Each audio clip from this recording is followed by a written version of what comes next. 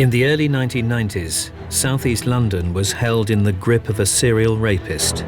There was a serious sexual predator on the loose. The savage stalker was particular about his prey. He so frequently used the fear that young mums would have of wanting to protect their children. As the violence intensified, more and more victims were reporting that their attacker had been armed with a knife. his mind would turn to murder. The amount of rage and anger is really off the chart. But were these heinous crimes his destiny? Was he born to kill?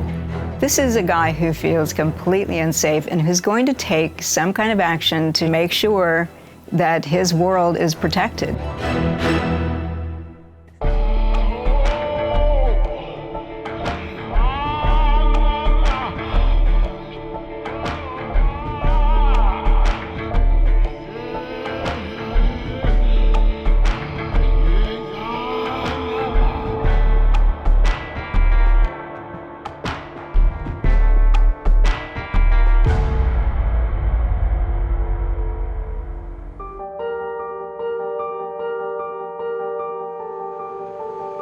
The district of Plumstead lies just below the River Thames in southeast London.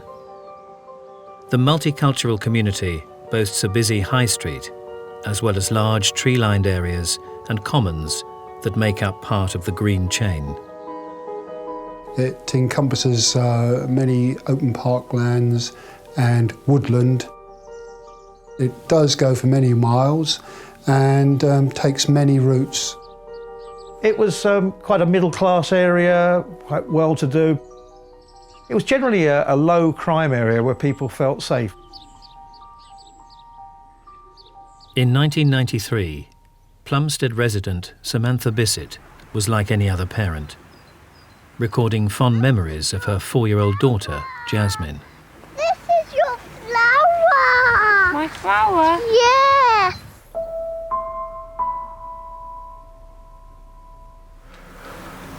Hello, I'm Jasmine's mummy, Sam. The 27-year-old was a doting mum who was intent on giving her daughter the best start in life. Sam was very strong-minded person. She's quite a feminist. Had a good sense of humour. That used to be my boyfriend under there. What? Jasmine was lovely. She got on well with other children, got on with adults. I mean, Sam brought her up really well. Sam was a good mother. Ah, that was nice. The whole life revolved around Jasmine. Samantha lived in a basement flat on the edge of Winds Common, a peaceful location for family life. Sam would often play on the grass here or over the common or all the green spaces around here. But on one November night, this sense of tranquility was torn apart.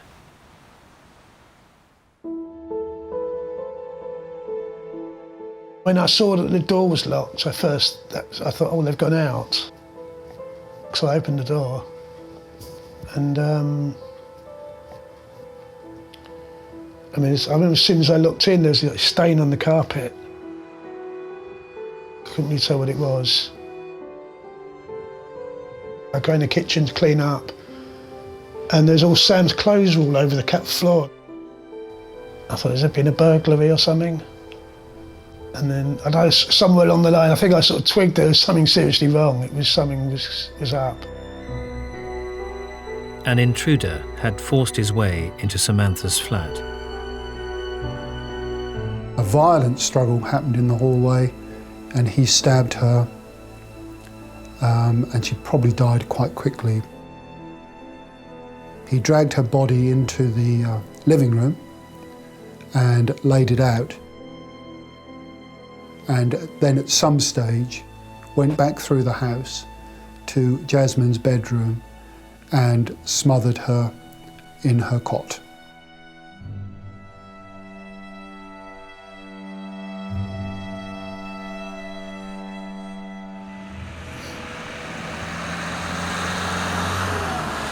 The Plumstead community was shattered by the tragic news. As police set out to investigate the horrific double murder, local resident Robert Napper was having his own run-ins with the law. He had been arrested for shoplifting. There was an incident where he'd been caught firing an air gun in the woods. The most serious incident, he'd been caught in possession of a firearm. Despite his recent conviction, the 27-year-old would manage to get a job at a local plastics factory. We took Robert Napper on as a machine operator, which all it meant was packing, sorting, trimming objects that come off the machine. Very boring job. But as a worker, he was as good as anybody else there. He coped quite well. He didn't present any problems. Napper may have appeared to be a reliable worker, but his background was anything but stable. He was born in southeast London in 1966, the eldest child of Brian, a driving instructor, and his mother, Pauline. His early years were marred by the violence of his father towards his mother. Father eventually left home when he was about 7, and as a result he was looked at by child psychiatrists. There's an account of him at one point using a BB gun, one of these rifles, to shoot at, I think, one of the brothers, and some indications of some degree of violence between brother and sister. Napper would later be diagnosed with Asperger's syndrome. He seemed to be very frustrated with people and get into a lot of trouble. A child with Asperger's can have a very difficult time making friends and keeping friends and really knowing what's socially appropriate. Former classmate Bill Peake recalls Napper's difficulties at school. From time to time we would work to include Robert in our group, but he never really seemed to fit into any social group, really. He would be with a group for a while and then he would drift away again and very much be a loner. He was a very intense lad, and he would stand very close during any conversations. It was quite unusual in the way that he did that. This unusual behaviour would make him an easy target. Bullying at Abbeywood School for people like Robert would involve some bullying from both the boys and the girls, unfortunately. He would just be the butt of the jokes. He would be the person that attracted the flying object or whatever in the class. He was the odd one out. Napper's fellow students were unaware that he harboured a tragic secret that may have had a profound effect on his future.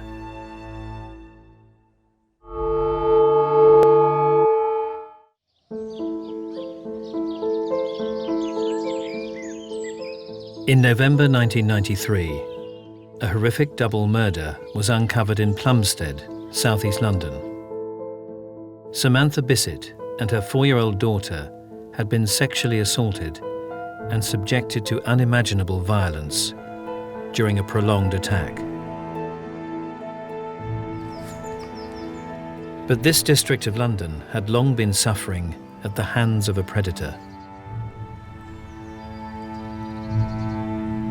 During the 1980s and 1990s, there was a whole sequence of very nasty rapes and sex attacks that took place across quite a broad swathe of South London. This was in a series of parks, and these rapes became known as what were called the green chain rapes. The police investigation was complicated, as they appeared to be dealing with 2 types of attacks, the first of which were in open areas, such as Plumstead and Winds Common. This is a typical example of the green chain walk. Lanes unmade, adjacent to roads. This is exactly the sort of area where he would target his rape victims.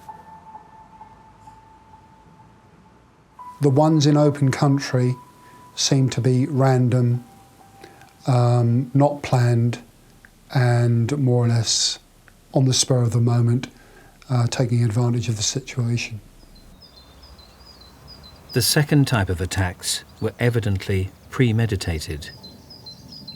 The ones where he attacked someone in the house, he appeared to prepare, to stalk, to watch, to use a lot of patience, and seize his opportunity in a planned way. The predator predominantly had one target in mind: young mothers accompanied by children. You could argue, well, he was just picking victims of availability, and those victims were likely to be young mums on the common, and used the fear that young mums would have of wanting to protect their children, that he actually sexualised that. And that is a particularly sadistic and I think unique and very unusual feature, that sexualisation of fear. It's an aspect of sadism. He wanted to have somebody observe what he was doing to make him feel even more strong, more powerful, and watch the child cry and get so upset when his mother's being raped. And so it came from his own mind and his own psychological need. Conrad Elam remembers the series of rapes that preceded the murder of his partner Samantha Bissett. This is a stretch of the green chain walk here. What you've got here is someone's back garden. And it seems by spying on the houses, you'd find out which ones had women on their own. And then he'd just climb over the garden fence, and if they left the back door open, he'd get access to the house. One of the early attacks, he had entered the house and raped the mother upstairs in one of the bedrooms whilst the children were having their breakfast downstairs. As he left, his parting words were, "You should keep your door locked." He's trying to put the blame on the victim. This is a way to say, you asked for it, you left your door open, people are like me are wandering around. We pick places like this because you make yourself vulnerable. So first of all, it's a way to blame the victim and feel better about himself. But secondly, somebody who doesn't have social skills, it could actually be that he was trying to be helpful. That is a possibility.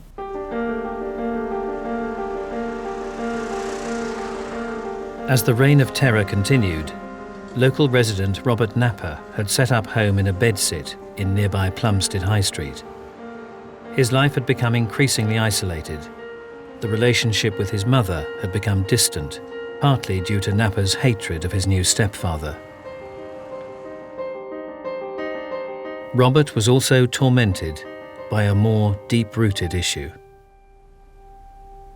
There was a report of an incident when he was aged about 12 that a friend of the family had recommended another person to take the children on a camping holiday.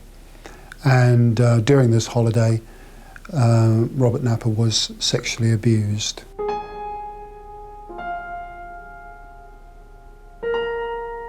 Most people who are abused do not become abusers themselves, but some do. And almost all individuals who are abusers have themselves been abused. These are traumas that are very, very difficult for an individual to resolve. This traumatic event is likely to have been exacerbated by Napper's pre-existing Asperger's syndrome. If a person suffering from Asperger's, for example, is abused sexually, they will be much more confused than ordinary children and will have much less resilience afterward. They will feel victimized, they will want to do something to make sure this doesn't happen again. Napper's issues as a child would be further complicated by another diagnosis in his teenage years.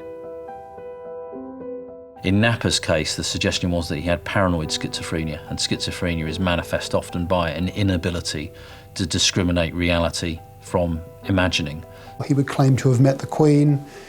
He claimed he was being pursued by the IRA, had been captured at one time. They'd tortured him, cut off his fingers, which he'd been able to, through introducing some process, had managed to grow them again. And fantastical stories like that.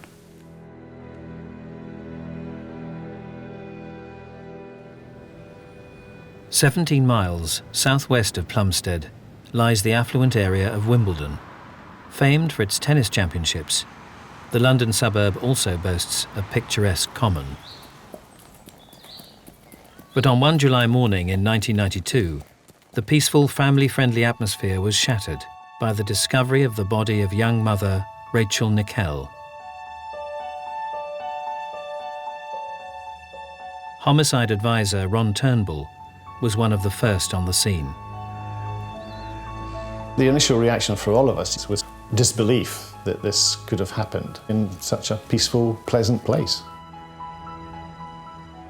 This is not a secluded area somewhere that you would anticipate an attack. It's open space, even the wooded region where she was found.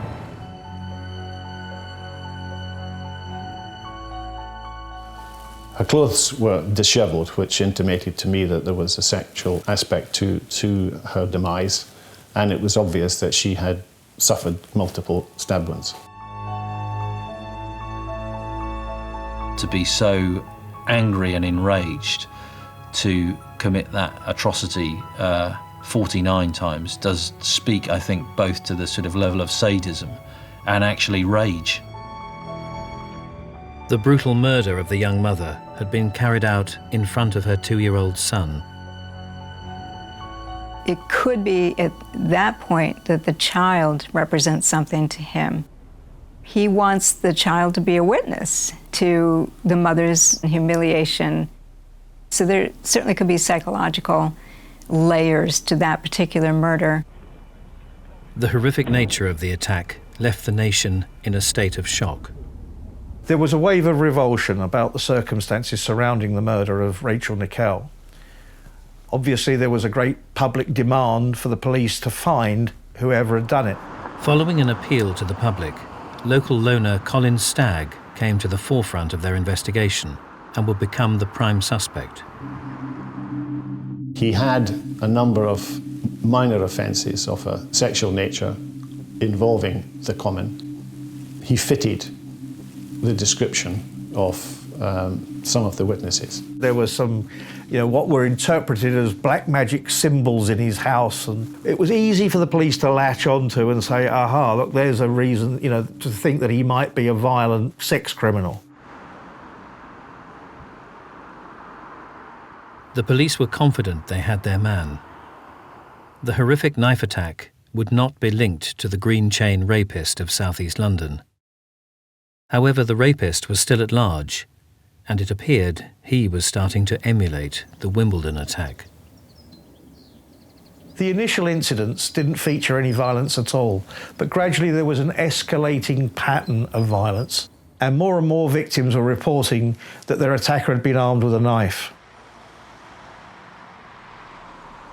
If you look at the series of green chain rapes, what you really have is a pretty sexually impotent offender. Most of these attacks are, the offender fails to get an erection. There's severe violence after the attack, almost as if, because this was sort of deeply unsatisfying in terms of the physical sexuality, that then the violence has to take over as a kind of proxy for that. In some of his crimes, the offender was supremely aggressive. As the green chain attacks intensified, police appealed to the public. Amongst the named suspects matching the EFIT was local Plumstead resident Robert Napper. One of the biggest problems for the police was that descriptions of the rapist were varied and vague. The man that they were told they were looking for was described as being 5 feet 8 inches tall. Detectives went to see him, and in fact Napper was considerably taller at about 6'2". So essentially wrote him out of the inquiry. Despite being brought to the attention of police, Napper would do little to raise concern amongst his co-workers. From what I can remember, Robert was very nondescript, very quiet. He would speak, he would enter into a conversation if you spoke to him. He didn't particularly instigate a conversation. He kept very much to himself. He was a very bland, grey man. Female colleagues would also feel comfortable in his company. Most of the girls who worked at the factory had to go up to Plumstead High Street. Of a night time, when it got dark, it was quite spooky, made you quite nervous walking through there.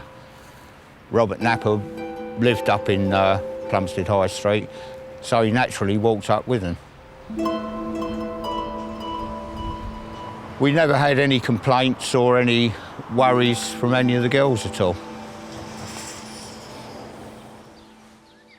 Despite his courteous manner, authorities became increasingly aware that Napper's out-of-work interests were less than scrupulous. It was reported that a peeping Tom was looking at the backs of the houses here, specifically upon a young lady who lived alone. Police were called and arrested one Robert Napper.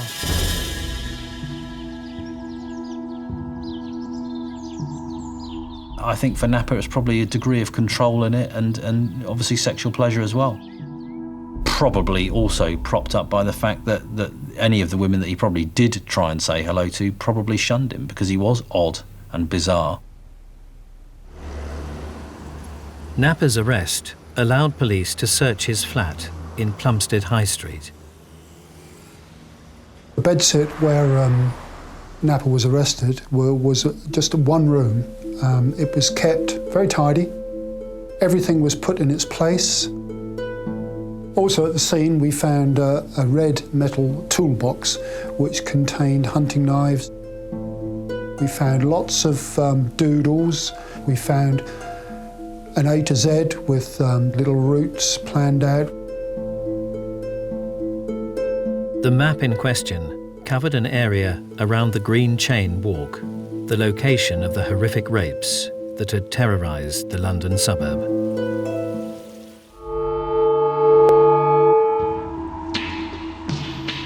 During 1992, Plumstead resident Robert Napper was arrested following complaints about a peeping Tom. While searching his flat, police discovered a red toolbox containing knives and a doodled map. The sketches were centred around areas of parkland which had become the hunting ground for the Green Chain rapist. Local resident Conrad Ellum knew the area well. This was listed as one of the places, like he had some comment or something about it's okay when it's dry or something, or when it's wet down here it's too muddy, and maybe he was saying that no one comes down here when it's muddy. Despite receiving an 8-week jail sentence for the possession of a firearm, the other contents of Napper's box were not linked to the Green Chain rapes. The campaign of terror would become increasingly violent throughout 1992 and 1993.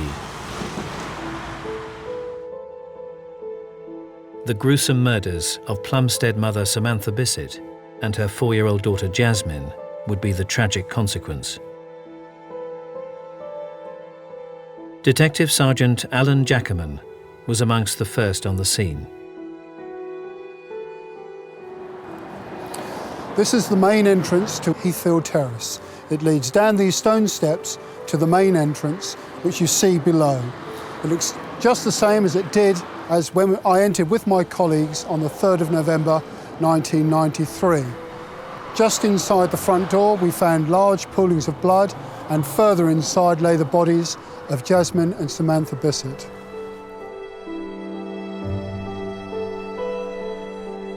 Long-term partner Conrad Ellum had made the appalling discovery on his return to the flat that morning.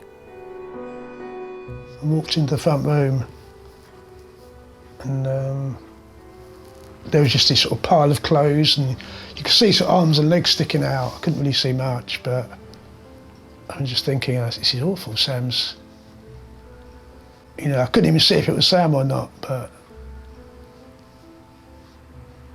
then it just hit me that I hadn't seen Jasmine. I thought, is she in there or what?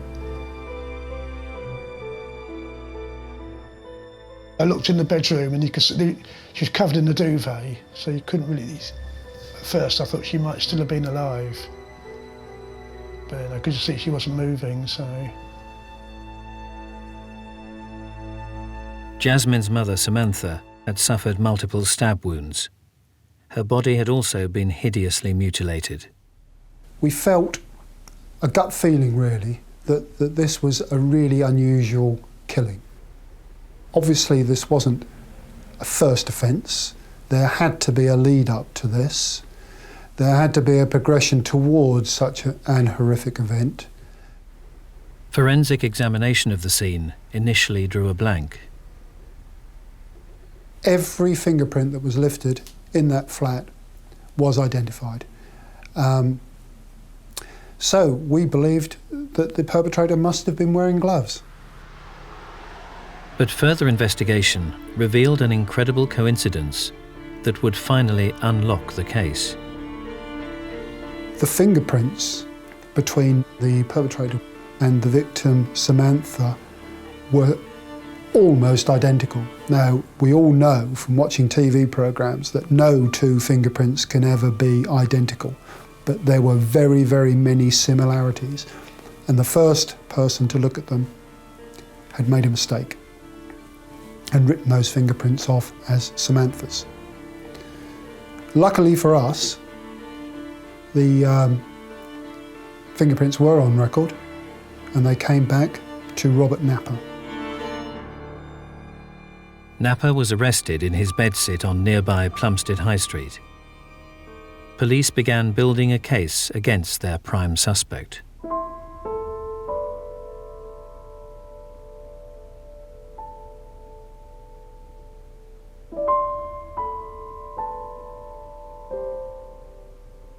Sam did say she was in bed one night and she said there was a face actually in the window. Just that one occasion. And that was she scared, and I guess that would have been Napper. The killer's planning had been measured, but the murder was frenzied. There was a very, very vicious attack where he immediately stabbed Sam Bissett so vigorously, actually, that he may well have almost immediately killed her. Dragged her into the lounge and then committed some horrific mutilations on the body. A pathologist would uncover another disturbing side to the attack on Samantha. When he pieced Samantha's body back together, realised there was a large part of the stomach wall missing, a square of about 6 inches. That part of her body has never been recovered.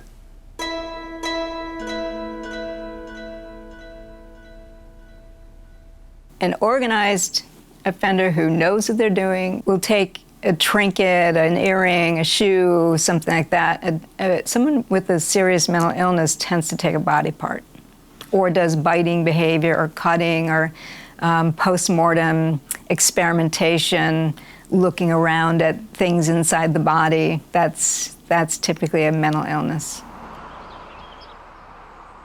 The only witnesses to the murders had reportedly heard 2 assailants' voices. Napper's mental state may offer an alternative explanation. One of the witnesses heard shouts from 2 men along the lines of "leave it, leave it." We now believe that that was Napper shouting at himself. With Napper in custody, his connection to the heinous crime was startling news for many of his acquaintances. The atmosphere in the factory afterwards was a sort of absolute shock, because it's not every day you come across something like this in your normal life. Robert was a very quiet lad at school. It was quite a shock, I think, to myself, I'm sure to many other people that we went to school with, particularly the violence of the crime. I think people find it odd to imagine that one day someone can be at work getting on with a job in the knowledge that they've also committed horrific offences, but the reality is they're not slathering easily identifiable monsters. Typically, serial killers who want to continue to get away with what they're doing are going to form a double life. They're going to have that life of murder and mayhem and rapes that is compartmentalized, completely divided away from the life they need to live in order to pass as a normal person. It would soon become apparent that the double murder was not a solitary act for the 27-year-old. On further examination of Napper's toolbox, police became acutely aware of the tattered map stored inside. Napper had made a number of notes on those maps, and those notes corresponded to the settings of a number of the so-called green chain rapes. In his bedsit were found various doodles which mentions this part, and specifically parts of this common, amongst which was Stroppy Circle, which referred to small group of birch trees here on my right. It gave a good view to the rear of a house where one of his victims was raped. It appeared that the 4-year reign of terror that had preceded the murders of Samantha and Jasmine Bissett may have been at the hand of Robert Napper. I have very little doubt that Napper did commit most of the green chain rapes. There were 70, possibly 80 in that sequence, and I think that all the evidence points to the fact that he committed most of those. If you know that rape is a relatively rare offence, and here you have tens of these rapes occurring together in the same sort of area, you'd have to seriously consider that they'd be committed by the same person. Napper's first rape is thought to have taken place in 1989 in a house on the edge of the common. The attack left him in a confused state. He felt compelled to confess all to his mother. He said to his mum, "There's some people out to get me because I raped a woman on Plumstead Common." And then his mother went straight to the police and said to them, "Oh, my son just says he's raped a woman on Plumstead Common. You should look into this." And they looked in their records and said, "Well, there's no record of that, no record of a rape being reported on Plumstead Common." The attack had actually taken place on neighbouring Winds Common. Subsequently, police records did not match the mother's report. I think as Napper went on, he probably felt a degree of invincibility because he was able to get away with it for so long. And as with anything that you do repetitively, you start to learn effectively what works. Napper's laid-back career and lifestyle may have been chosen by design. Robert was quite a reasonably educated man, if I remember rightly.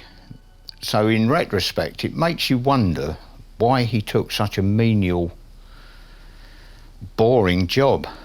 There are different reasons why someone might take menial jobs that are really below his level of intelligence and skill. It could be that they feel inadequate, they feel insecure, they don't really know that they can live up to their potential, and so they don't try.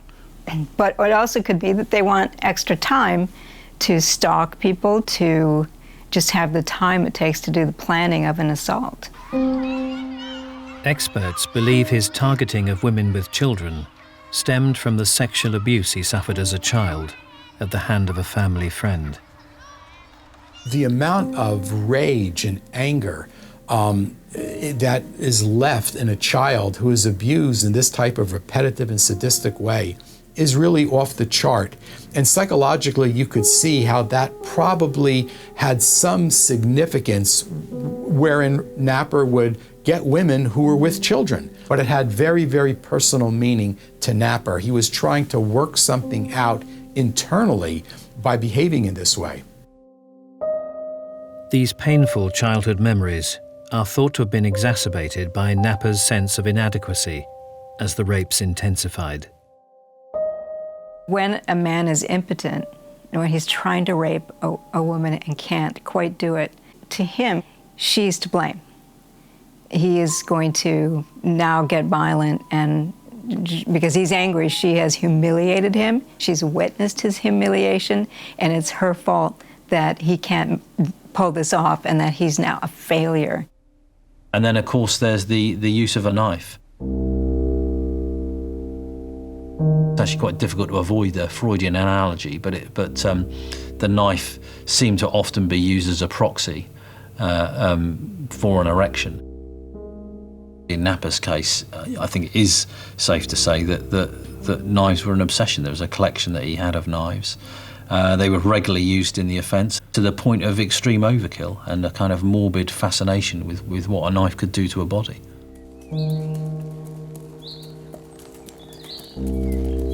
Just 3 months after Robert Napper's arrest, the case against Colin Stagg for the Wimbledon murder of Rachel Nickell was thrown out of court. Unknown to police, vital evidence that would help convict the actual killer would be provided by a red toolbox belonging to Robert Napper.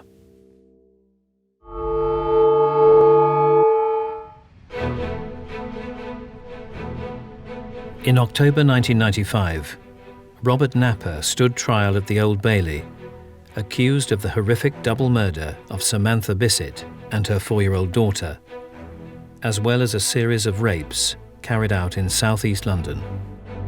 At the time, we weren't convinced that we were going to get a conviction. Taken in isolation, each of the pieces of evidence against him wouldn't have been enough to convict him, but taken together, we felt we had a case. Despite initial concerns of the police, a verdict by the jury was not required. He pleads guilty to manslaughter on the grounds of diminished responsibility to the murder of Samantha and her daughter. In other words, he was suffering from mental disturbance at the time, and in fact, he's sent to Broadmoor, the maximum security psychiatric hospital. There was still, of course, the nagging problem of who murdered Rachel Nickell. The case against the prime suspect, Colin Stagg, had been thrown out of court just 1 month earlier.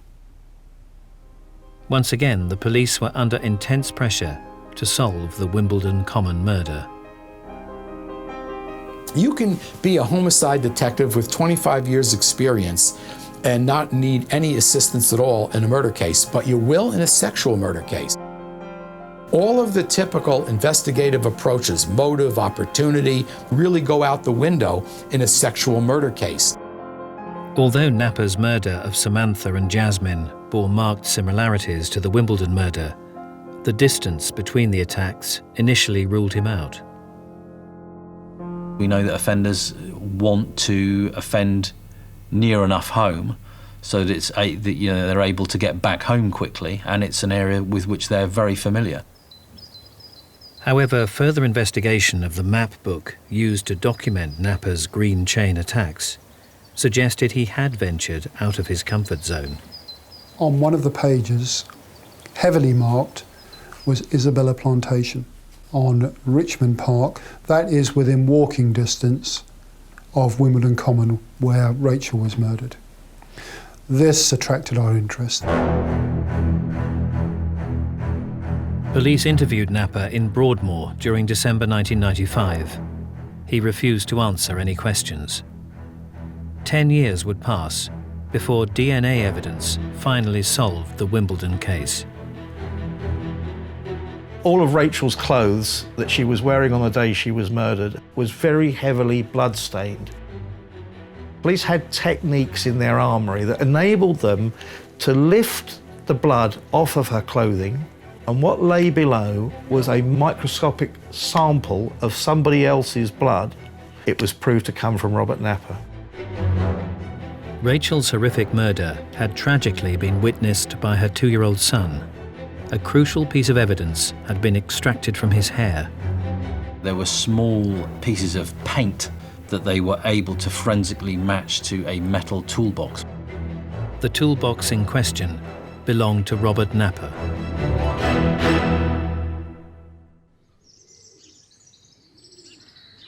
Napper would finally be charged with the murder of Rachel Nickell in November 2007. Napper appeared before the Old Bailey and actually pleaded guilty to the manslaughter of Rachel Nickell, again, as with Samantha Bissett, on the grounds of diminished responsibility. I think what's interesting in the Nickell murder was he initially did not plead guilty, and only in the fullness of time pled guilty when he realised that actually that forensic evidence was extremely damning. So again, I think it speaks to the idea that this wasn't someone so delusional that they thought they still couldn't get a get-out at the last minute. Napper was returned to Broadmoor Hospital, where he will be detained indefinitely. The horrific violence suffered at the hand of this disturbed killer is hard to comprehend. But was this reclusive loner the victim of his troubled childhood? Or was he born to kill? I think the deck was stacked up against Napper.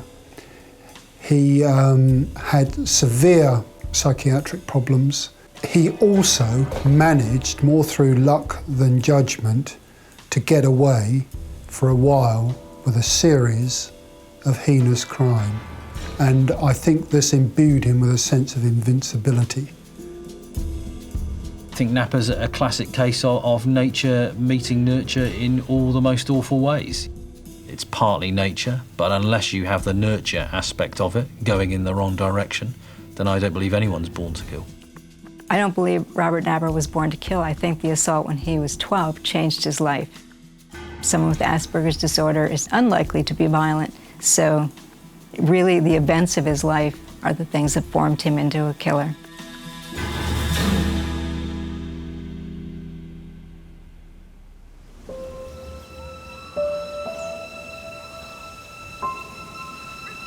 The true extent of Robert Napper's crimes may never be known.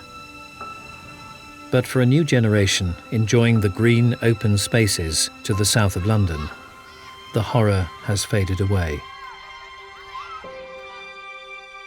However, some will never forget those who lost their lives. But certainly it has changed my outlook on life. I mean, I've tried to be positive about things. But the memory's always there. I don't know if they could ever get justice. I mean, nothing's ever going to bring them back. I mean, you know, Jasmine would be 24 if she's still alone now. She'd probably have children of her own. And I don't think there could ever be justice for something like that.